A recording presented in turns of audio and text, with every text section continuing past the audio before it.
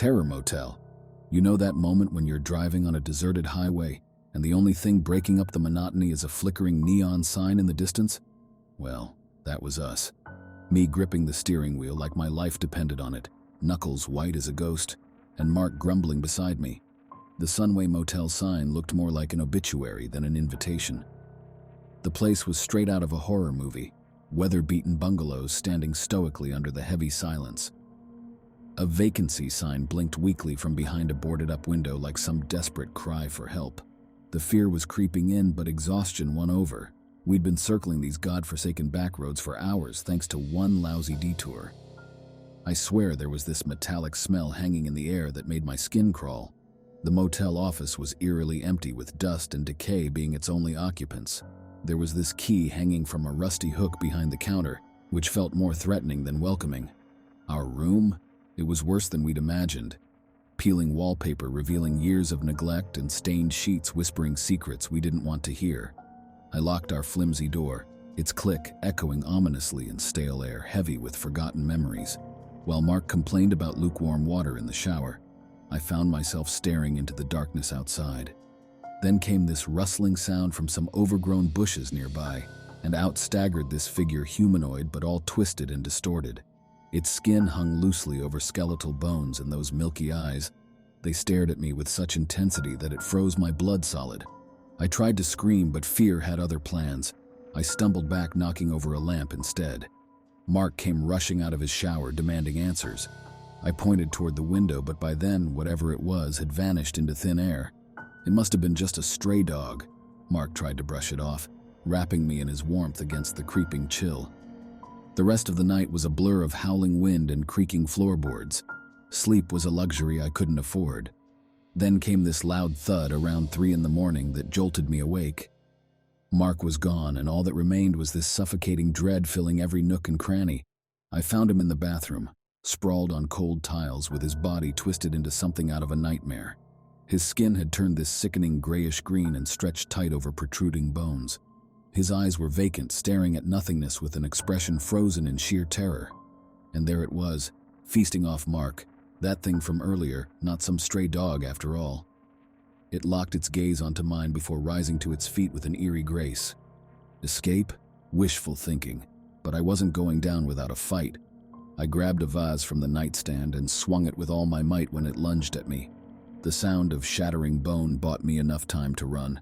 I ran like hell through those hallways, heart pounding like a wild drum in my chest, trying to find an exit. Every dead end sent waves of panic washing over me until I made it back to the deserted office where hope hung, that rusty key behind the counter. Just as I flung open the door to freedom, icy skeletal hands grabbed me from behind, silencing any screams while darkness swallowed me, leaving only rhythmic thudding sounds resonating inside. You know, the first light of dawn had a way of sneaking in through those busted windows. It lit up this lone tire track etched into the gravel driveway.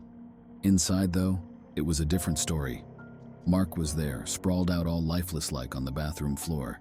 Looked like he was sleeping if you ignored the pool of red around him. I found myself cornered, with no option but to fade into the shadows. It was a fate I had not chosen, but one that had been thrust upon me. I had become one of them, a grotesque aberration, a creature that would make even the bravest hearts recoil in horror. Mark, he was gone, the only soul who ever dared to love me in my entirety.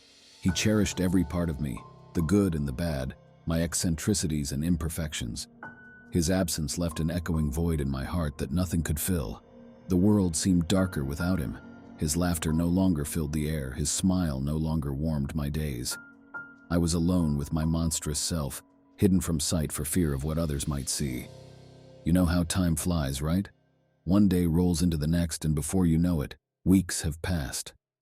That's exactly what happened in our town. People moved on and memory faded. The cops wrote it off as another case of young'uns running wild, and that put us smack dab in the media spotlight with our little Sunway Motel. It turned into a ghost town of sorts, with its vacant rooms and tired old sign. But you know what they say about life having a funny way of throwing curveballs when you least expect them? Just like that, out of nowhere, an unexpected friend stepped up from the crowd. Someone who could see past my monstrous looks and recognize the person underneath. Now don't get me wrong. This friend was no Mark. He was irreplaceable. But this new buddy offered something unique, acceptance and understanding in a world where I was seen as a freak show. This new phase? It was so vivid I could almost touch it, each moment etched into reality itself. This wasn't just some tale, it was my life taking shape under the most unusual circumstances. And as for the Sunway Motel, well, it just sat there looking all deserted-like, unneeded like an old lighthouse nobody sails by anymore. It became a chilling monument to horrors swallowed up by time. Inside those decaying walls, things were stirring in the shadows behind those boarded-up windows, things barely human anymore, driven by an insatiable hunger. Every now and then, if you listened closely when the wind blew just right, you could catch a chilling reminder of the terror that had unfolded there, and a whispering voice saying, "Welcome home." Don't forget to like, comment, share, and subscribe to the channel. See you next time. Thank you for watching.